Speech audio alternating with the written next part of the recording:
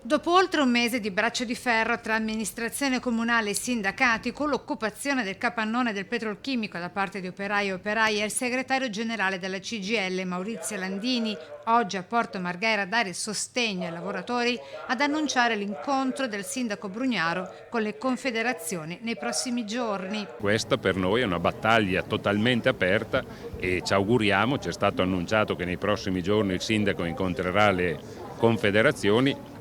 Mi auguro che prevalga il buon senso. Stamane un capannone da tutto esaurito e colmo di lavoratrici e lavoratori come ai tempi delle grandi rivendicazioni e battaglie sindacali.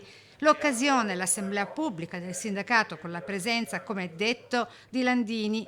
Non ci stancheremo, la rivendicazione non teme alcun logoramento di lavoratori e sindacati. Prosegue. E per quello che ci riguarda questa battaglia finisce quando viene riconosciuto questo ruolo. Con la partita ancora aperta per la storica casa del movimento degli operai, per Landini e lo stesso dicasi per la dismissione del cracking da parte di Eni, che invece deve fornire garanzie al futuro delle migliaia di famiglie occupate. Qui noi non stiamo difendendo una storia o una memoria, qui noi diciamo una cosa molto precisa che vale per Porto Marghera ma vale per l'Italia.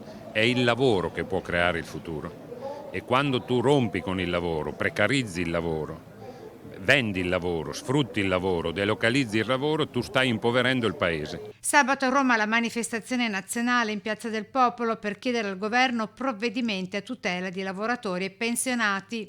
Non si arriva alla fine del mese, salari e pensioni non permettono alle persone di vivere.